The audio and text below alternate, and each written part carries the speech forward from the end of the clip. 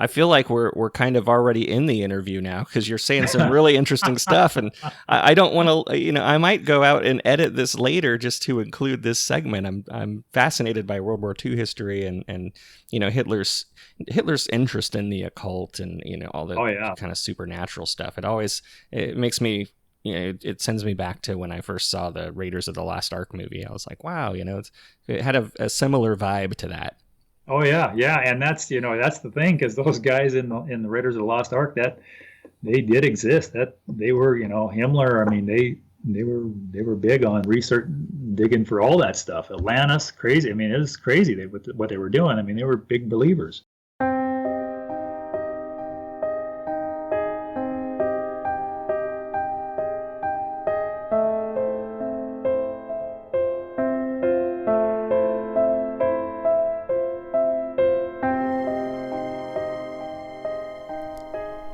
This week on Deviatus, I'm going to be talking to author Ted Berner about his novel that's been released recently called Proof, the Novel. Now, this is a fictional story based on factual elements. He was very kind to send me the novel free of charge, and I was very thankful to have read it. It was very entertaining. But one of the things that I wanted to kind of determine through our conversation is what parts of this novel were fact and what were fictional items about the story. This story revolves around Genesis 6:4, which in the Bible is a easily overlooked verse, which kind of talks about giants. Some translations of the Bible use the word Nephilim. Either way, we're going to talk about modern day implications of this verse and how it kind of played into his story, how much of his story was based on fact versus fiction, and some of the other myths and legends that he explored in the writing of this book. So without further ado, here is Ted Berner, author of Proof, the Novel. On record, I do want to say thank you for sending me your book. I did read it over just a couple of days. I really enjoyed it, and I did love the end. Obviously, I'll clip out the part where we talk about the end in post-production. But if you could just elaborate for the audience, Proof is a fictional story with factual components based on some biblical text that's often overlooked and easy to miss. I know I missed it the first time I read through the Bible. But can you provide just kind of a general synopsis of the book for the audience? Sure. It's basically I like to refer to it as like an archeological mystery that ties a lot of the ancient stone constructions around the world with a civilization that is just barely briefly mentioned in the Bible.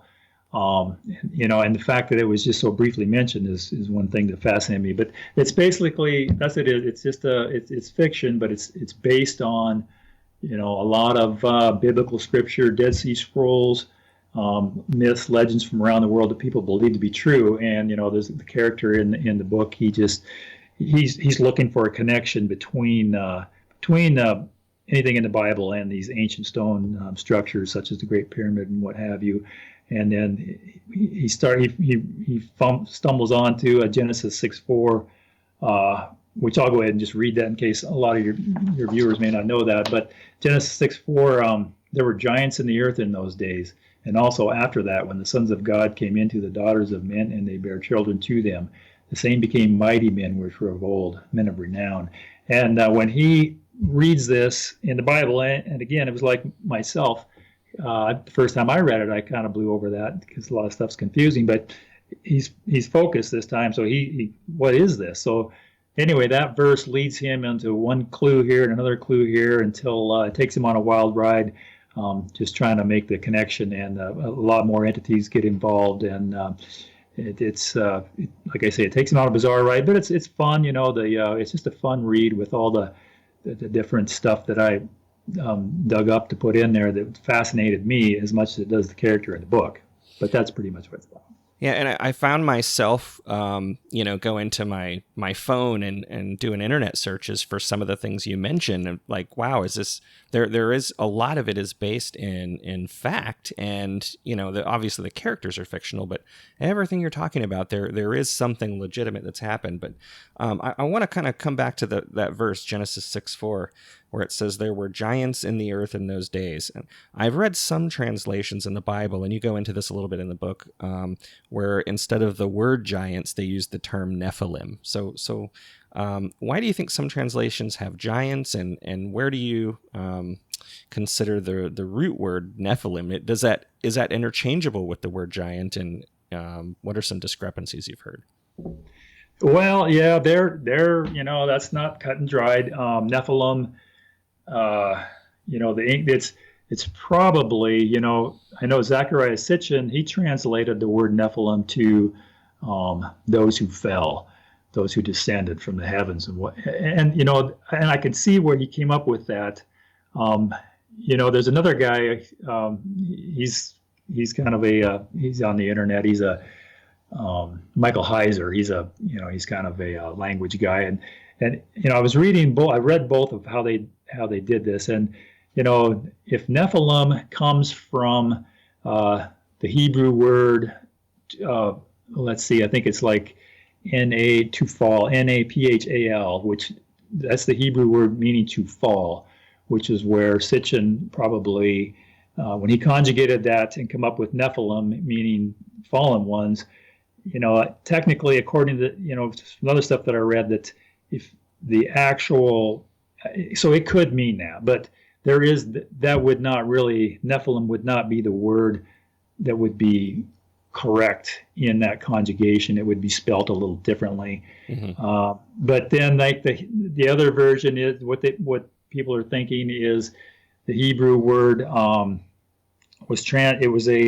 they had Aramaic and Greek. So when they were editing the Bible, if the Aramaic word of Nephal, Naphal, or no, Naphil, that does mean giant. And if it was conjugated with or translated with Greek to Nephilim, which is spelled just how you see it, how everyone spells it, Nephilim, that means gigantus. So there, it's not cut and dried, and it's there's other terms too that are used for giants, but and I think in the Bible, Nephilim is only, in the Hebrew Bible, it's only used twice. I think it's in Genesis 6:4, and then it's again used in Numbers 13:33. There's references to giants throughout the Bible with other words too, but so it's not cut and dried. Which, I mean, are you familiar with Edgar Casey at all, Jeremy? Have you ever done any?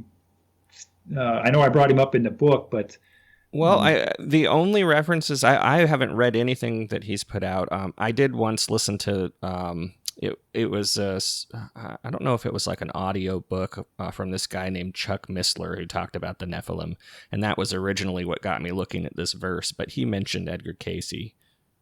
Yeah, because he has some amazing views on that too. But I guess I probably don't want to get into him too much. But yeah, so that's the word Nephilim. I mean, it's just not cut and dry. Back with the Dead Sea Scrolls, there's other one, the Book of Enoch, the Book of Jubilees, an actual Book of Giants. They're all referencing that group as giants. So, and the Book of Giants is quite fascinating, even though it's very fragmented. It's even, and people have gone through and tried to piece it together, and they're probably pretty accurate. But even if you don't piece it together, even you just look at the fragments, it's talking about giants. Even mentions Gilgamesh, who, Sumerian texts, he was like he would have been he would have been one of the Nephilim. He would have been he was a half god, half human. Mm-hmm. So yeah, it's not cut and dried, and which makes it even more fascinating as far as but the view I take on it, and the view I took on it in the book, I do stand by that as probably being the most accurate, but I'm open to anything still, but that's my opinion on it, probably. Okay. Well, and it did kind of ring true for me, some of the things that you think of in those old Bible stories, like David and Goliath and the Philistines. And I know you mentioned the I don't think you refer to it as the Apocrypha, but some of those books found with the Dead Sea Scrolls that were not necessarily mass-produced in the Bible. Being raised as a Christian myself, I was always warned against even looking at those things. But it's, it's now it's like, wow, I really want to read it. There's a lot of things in there that supposedly, and I'm sure we could go off on a rabbit hole, trying to discuss why those weren't included. But the fact that you brought them up, the Book of Enoch, I believe is what it was in the book that you mentioned. Can you kind of go into more of what that said about the Nephilim? Oh, sure. Yeah. The Book of Enoch, there's because the Genesis 6:4, that brief little passage that I read, I mean, that's pretty much all that's said about that group right then. That's supposedly that's what the Creator flooded the earth for, was because of what was going on in that portion of time there. And so it was kind of, for it to be just a little blurb like that in the Bible and blow over it, it's like, whoa, wait a minute, there's got to be more. And yeah, in the Book of Enoch, it goes into way more detail. But Enoch 7:2, I'm sure you'll recognize, this is going to sound pretty familiar. And when the angels, the sons of heaven, beheld them, they became enamored of them, saying to each other, Come, let us select for ourselves wives from the progeny of men, and let us beget children. That sounds pretty much like Genesis 6:4. Again, the book of Jubilees, same thing. Jubilees 5:1. And it came to pass, when the children of men began to multiply on the face of the earth, and daughters were born unto them, that the angels of God saw them on a certain year of this Jubilee, that they were beautiful to look upon, and they took themselves wives, all of whom they chose, and bare children to them sons, and they were giants. And that it's just in the book of Noah too. There's just so much that was found in the Dead Sea Scrolls that back up this view of Genesis 6:4, and it's quite fascinating. Yeah, because I was raised as a Christian myself, and of course, the first time I read the Bible, I just blew over all that stuff. It's like, because it's so it's hard to understand. That the King's English they were using then, it's just we don't use that anymore. So a lot of that stuff is, you kind of blow over it. But when you go back and start looking at it, it's like, So yeah, and the Dead Sea Scrolls, they do. The Book of Enoch goes into way more detail about that time. But it's very, very fascinating to me. Yeah, and as I read the book and as you're talking now, it also reminded me of the mythological, supposedly titans in Greek mythology, and it's just your mind just starts running with this stuff. I listen to a lot of podcasts that are paranormal based, and one of the comments that you see widespread is like, "Hey, I want to hear a podcast about giants," and it's like this was right up my alley. I found your book and I was like, oh my God, this is perfect. Now, sorry, I'm getting sidetracked already. You also, in the book and both in the Bible, they refer to them as the sons of Enoch. Can you kind of explain a little bit about who Enoch was? Well, yeah, there again, the Enochium, that Enochium would be the descendants of Enoch. They're in the Bible, and it could be almost synonymous with Nephilim. You really don't know. It could be another tribe of giants, but the Enochium, which the sons of Enoch, those were the ones that when Moses sent the spies into the Promised Land, and they came back and reported and said there were giants there. We looked like grasshoppers to them, and likewise, and so, but they ended up, killing them off and moving them all out. But that's, so, I think Enochium, I think it actually translates or something to like the long neck ones, but they're referred to as tall. There's other groups of them in the Bible too. I think I referenced the Rephaim and there's several of them, but there's, the Rephaim's one, the Zuzim, the Eminim. These are all just, I think the Bible doesn't actually reference a lot of them as being giants, but when you start digging deeper, there's other texts that do, and the Bible lumps them into with those same categories. and that surprised me too. I mean, the whole, Goliath, we all know of Goliath. And Goliath, I think after the Anakim were defeated by Joshua in the promised land there and moved out, then I think they moved him the only ones that were supposedly left were in Gath, Gaza, and some other spot in the area. And Goliath, I think he was from Gath. And so, it all kind of links together. I mean, and they even called that area Land of the Giants. I believe there's other areas of Valley of the Giants.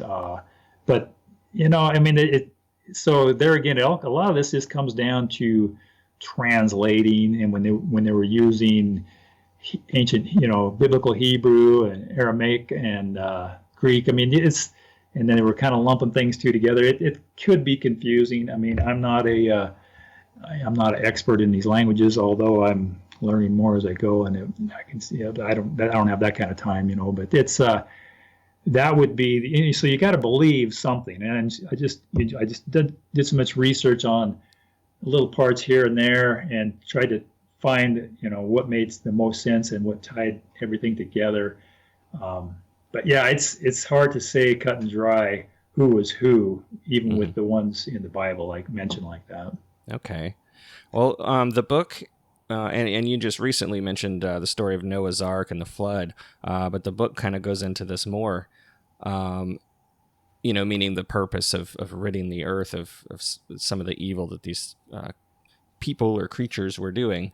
Do you think it's possible that some of the giants survived the flood? And if so, what evidence might there be? Yeah, that's, I mean, there again, the Dead Sea Scrolls, the Book of Jubilees, actually says 10% were allowed to survive the flood. Now, technically, I don't think it actually said how they were survived. A lot of the stories are just through the DNA of the people that were on the boat. But then there's so many legends around the world that also, there's over 500 legend stories around the world. They're all similar. A lot of them have birds. They're letting birds leave the ark to come back and see if they come back or not. Across the world, but there are a lot of these other legends of that flood or of a flood. There were some other people that survived on mountaintops and stuff. So if they did survive, it's hard to say how. But like I say, there's all these other stories that say some people did get into mountaintops. And then the Book of Jubilees says 10% of them were allowed to survive. Was that through the DNA? I mean, there's a lot of people to believe that the DNA is how it got through the Nephilim gene, if in fact it did. So yeah, this is also long ago, but yeah, that's why the Creator flooded the earth, and that's why Genesis 6:4 being so fascinating. When it just blows by it so quick, that makes all these other texts that much more intriguing. But so it's hard to say for sure if they did survive, how they actually did. I mean, there's also stories that God made killed them off, and their souls were demons and going to be around the earth haunting it that way. But I don't think that's what the 10% was referring to, though. So it's hard to say for sure, though. Well, every once in a while, if you go, excuse me, if you go online and Google giants, there's all these images of archaeologists uncovering some skeletal remains, and everybody's comments are like, wow, this is faked, but are you aware of any legitimate archaeological findings that confirmed the existence of giants? Well, like you say, there's the internet's full of pictures, and a lot of them, probably most of them have been photoshopped, and there have been some that I do think probably were true. There was, the Smithsonian, of course, they were kind of involved with some of them, but there's one that's kind of intriguing. It's down from your area, I think San Diego. There was one found. Now they say it's a hoax. They refer to it as a hoax now, but it was like a 8-foot 4-inch skeleton they found. I think it was like in the late 1800s, 1895. And the Smithsonian came and checked it out too, and they did their tests. They liked it so much they paid $500 for it, which at that time, $500 at that time, which in our money now is over $14,000. So, and they took it back to the Smithsonian, and then a few years later, I believe they even had a different director of the Smithsonian take over, and then they come back and they said that that one was a hoax. They said it was made out of gelatin. So it's kind of a conflicting story, because for them to do their tests and spend that kind of money on it, and then just come back and say, oh no, it was just made, it's a hoax. That's kind of sketchy. But there's other ones. There's so many articles in between, like the mid 1800s to the mid 1900s, when man was coming out west and building roads and train tracks and whatever, going through these burial mounds, where they found these skeletons. And there was, you can go online and see the actual articles that were put in the paper. But as far as the actual bones, it seems like there's always the story of the Smithsonian. I don't know if I believe that they were actually a conspiracy or not, but there's always, at the end of a lot of these stories, someone from the Smithsonian shows up, and then the bones disappear and you never see them again. But the article did get published.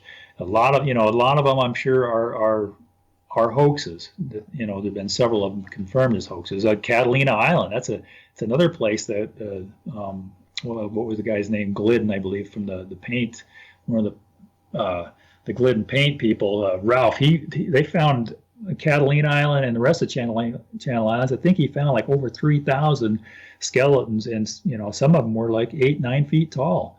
And there were pictures of them. But how can you confirm anything?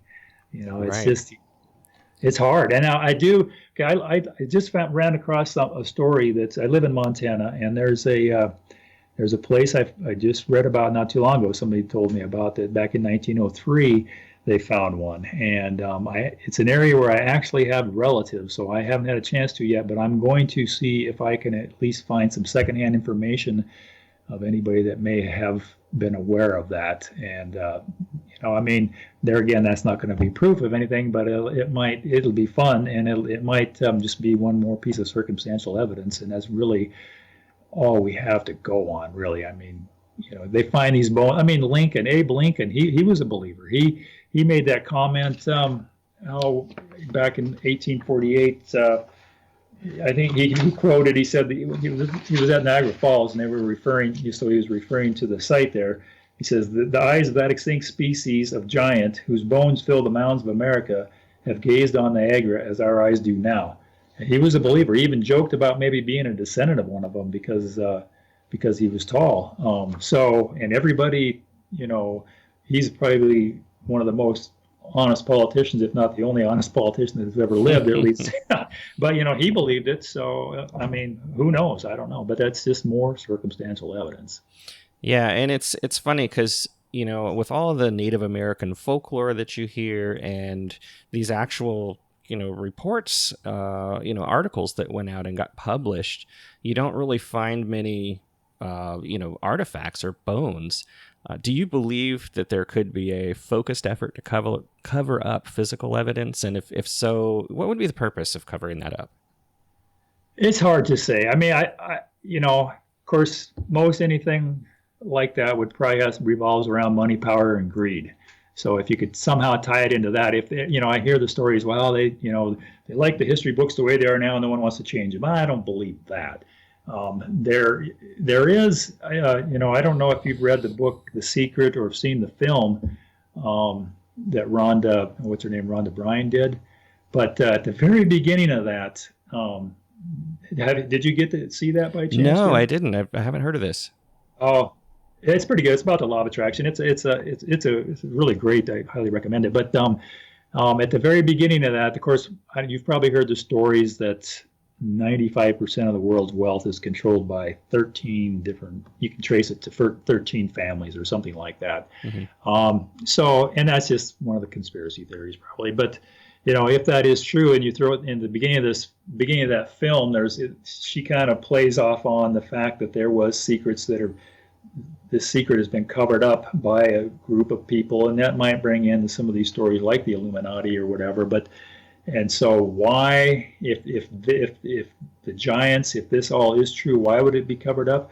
One of the other theories is, well, they want to teach evolution. They want to teach, that's what they want to teach to the kids. So if there are finding these giants, it might put some more credence into the Bible, and maybe that might be a theory. It's really hard to say, but there are those theories out there. It seems, from everything I've seen so far, it always comes down to money. That's usually what it comes down to. Right. I did want to kind of change gears a little bit and talk about some of the theories you mentioned in the book about how the megalithic structures and the pyramids were assembled. What kind of research did you do on this, and where did you get your ideas in the book based off of what your research came up with? Well, that's kind of funny because pretty much everywhere there are some of these stone structures. The Great Pyramid, down in Peru, up by Lake Titicaca, and several others, but where there are these structures that are mysterious, and the workmanship is uncanny and way better than what we could probably do now with what they had to work with. There are stories of levitation in their myths. Lake Titicaca, I believe, that's up on Peru, the border of Peru and Bolivia. I mean, some of these ruins are just amazing to me. Like, they look like they came out of a mold, some of them, and they're big slabs, 100 tons. Some of these rocks were 100 tons that they moved like 40 miles. And one of the stories is that the god at that time, Viracocha, to the sound of a trumpet, was able to make them float.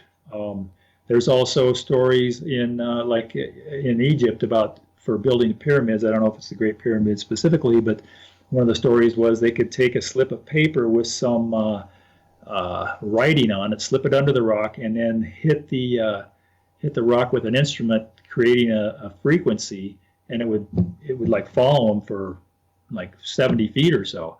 And all these stories and legends of levitation, the sound is always tied in with them, it seems like, which we can levitate things today in the lab. We can do it with sound. We can do it with quantum levitation, that's quite amazing. It's really not levitating, it's quantum lock, but you're locking the superconductor into a magnetic field, and it levitates, it floats, it stays right there. But it's, so we have, we could have all these forms of levitation we can do now. So I was kind of referencing, what lost knowledge might there be that to move these. I mean, maybe they were all done with grunt force, and maybe not, because there are stories to back them up. Even Easter Island, there are stories that the priests could make a noise and they could float, or they even used the word walk and float those the moai, the statues around to where they rested them. But there was another interesting one down in Tibet, and I think I mentioned that in the book, and I've seen that a few times, and that was again done with sound. All these monks had to be splayed out in this precise places, and pointing with their instruments, and to get that rock they had in front of them, they'd play that instrument, and then they could get that thing a certain frequency, and then it could levitate. So there's something known as the Hutchinson effect, which could be a hoax, might not be, but it does have some credence to it. It ties in with Tesla coils, creating a really high frequency, so high that it's kind of the space within the frequency it's the distance between the atoms. So if you get that frequency locked in, then if you raise the frequency up, then the material gets kind of diamagnetic, and it can levitate. Or if you slow the frequency down, lengthen it out, then it can kind of turn it into kind of liquefy, or just the matter. So I mean, there again, that's something that's it may not be accurate, but I've read about Tesla. Anytime you start talking about Tesla, I'd listen to what that man did, and he said, look at everything with frequency and vibration, and But yeah, unfortunately, he died broke, and Edison kind of took him for a ride. But he was a brilliant man, and so yeah, I mean, levitating those stones through sound. I think could entirely have been possible. Well, and it's funny, thinking of that kind of technology often reminds me of some of these documentaries that you see on, aliens building the pyramids, and the technology sounds similar to what you would think would be well beyond our capability, especially back in the time frame that these things were built. Did you consider alien technology at all as a potential, I guess, direction for your book? Well, I looked at it. I didn't really. It didn't really seem like that was the direction that most of what I dug up was going. Edgar Casey, he was the sleeping prophet. He's been proven over and over again that, at least with his medical readings on people, that's usually what he did. He would, if somebody had some ailment and the doctors couldn't treat him, and he wasn't a doctor. This guy was not a doctor, but he could get in this trance and he could literally see into their bodies, see what was wrong, and tell them how to fix it. And he was right like 90% of the time with all those medical readings. So he also had some regarding civilization on the planet millions of years ago. He would do it through people's past lives. And it was interesting because he would never remember this when he'd wake up, but he'd get in that trance. But he did have a couple of dates, like 10.5 million years ago was the oldest one. And he talked about these beings coming to the planet, and he never referred to him as like an alien, but he referred to him as a thought form, which, the way I view that would be kind of like a spiritual being. Mm-hmm. And then they eventually kind of solidified, and they were doing things with animals and this and that also has some eerie parallels to Genesis 6:4 and the Book of Enoch. But so if this Edgar Casey was accurate with these medical readings, all those other readings, I think we got to look at them and at least give him a little bit of a chance, because why would he be right about this other stuff all the time, and then why would he be wrong about that? I mean, he wasn't doing it for money. He just did this for donations, and he died poor. He didn't have money, so right. I kind of give that. And so, if it was, you could sure these thought forms, these spiritual beings, they may have been from another planet, but the way I like to view aliens would be, some physical form that came from another planet. I love the show Ancient Aliens, but I just, I don't know. I mean, I'm not ruling anything out because I have an open mind, so you can't rule anything out. But I do form an opinion, and judging from what Edgar Casey said, I really didn't take the. That's probably one of the reasons why I really didn't take the alien view with my book. Well, the book does suggest that there may be Nephilim alive today. Do you think that's really possible, or was that more of a fiction route that you took with the book?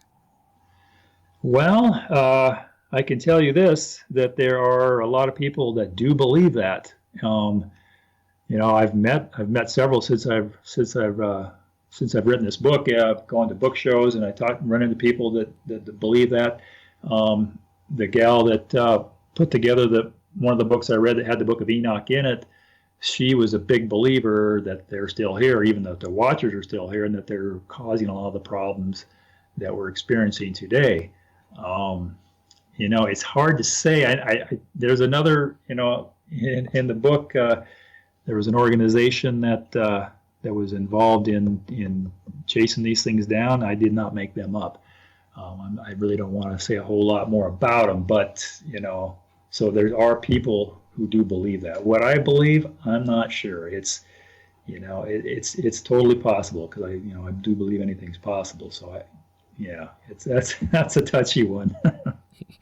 Well, I want to be respectful of your time, but before we sign off, can you kind of tell us where we can go to get the book and where we can follow you and learn about your projects that you're undergoing? Sure. Yeah. Of course, it's available at Amazon and .com, BarnesandNoble.com, and then the ebook is pretty much where you can get any other ebooks.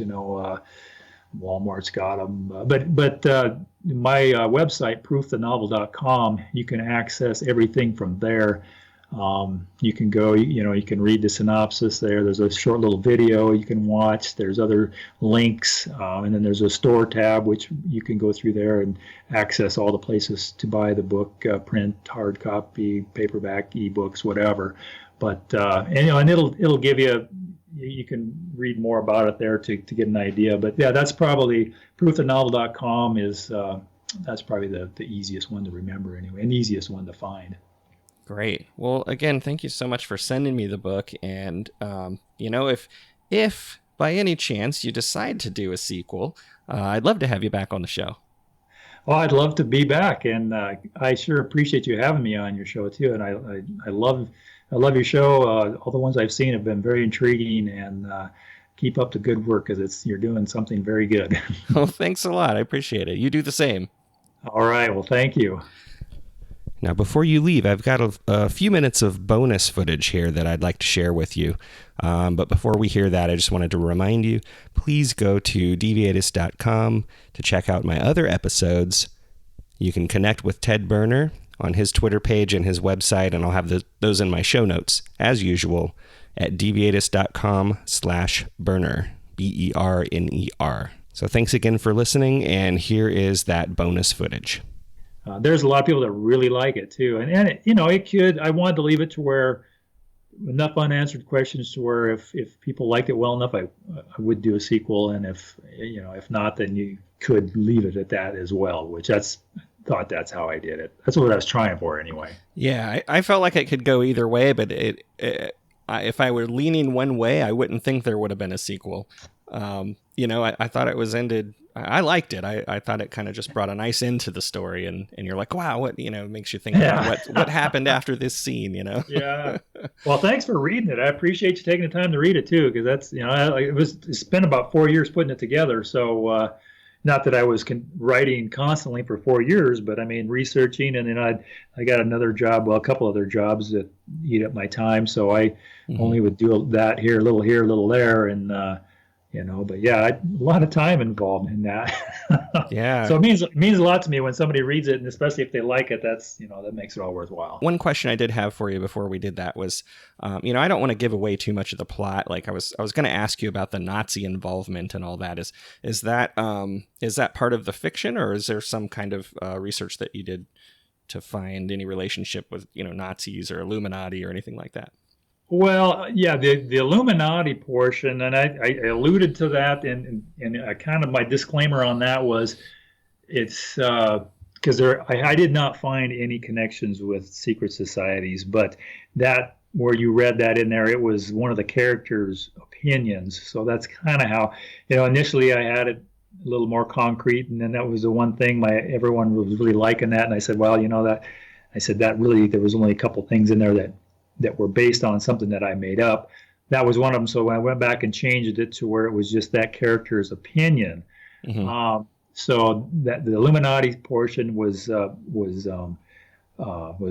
not a connection there that I found. And another one was, and I admit to this in the beginning, was the mistress from Himmler's mistress. Mm-hmm. Because he did have a mistress, one that they know of. And my initial version, I had another child from her that nobody knew about. And then I changed that because, her kids, that she did have a couple kids, they're probably still alive, so I didn't want to get any legal trouble. So that's when I changed it to a fictional character, another mistress that he had who was fictional, and I made her up. But, as far as the connections with the Nazis, I was kind of intrigued by Odessa. Mm-hmm. They totally existed, and whether they do now or not, I don't know. Mm-hmm. And Operation Paperclip, that was all true. Yeah. So and the Nazi bell, that's intrigued me too. Now there's no proof it actually existed. There's only some stories, but it's such an intriguing thing that I really wanted to put that in there too. And it'll have a part, I mean, it's just, that's why I put it in there. If, who knows if it really did exist, and if it did, where it is now. There are some stories about it that, that it may have showed up in years later, which we can talk about later, if you want to bring that, if you want to talk about that, because I don't mind talking about the Nazi bell at all. Yeah. But yeah, it's so that, I didn't make that part up. I mean, I made up, obviously where it is and what the guy was using it for. I mean, of course, that was all stuff I made up. But yeah, so had you heard of the Nazi bell before? I had not, no. And I'm kind of a World War II buff, so I'm surprised I hadn't heard of that. Yeah, it was like his most secret thing, supposedly, and all that stuff about the 62 scientists that were working on it that were shot. I didn't make that up. And that's it did disappear. And it was a project in Poland that they were working on. And right above it, there was this thing that they referred to as the fly trap. It's like a concrete Stonehenge almost around it, and they were hypothesizing that whatever the anti-gravity they were using from that, they had the test pod up in that portion right above it. Now, I don't know. Nobody can really explain what that was. I did read something that might explain it as it was a part of maybe a cooling tower for a power plant that never got built.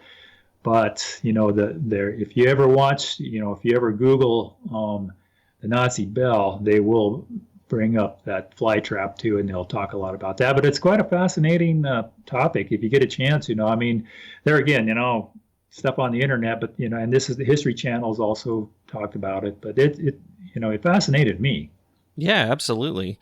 I feel like we're kind of already in the interview now because you're saying some really interesting stuff, and I don't want to. I might go out and edit this later just to include this segment. I'm fascinated by World War II history and Hitler's interest in the occult and all the kind of supernatural stuff.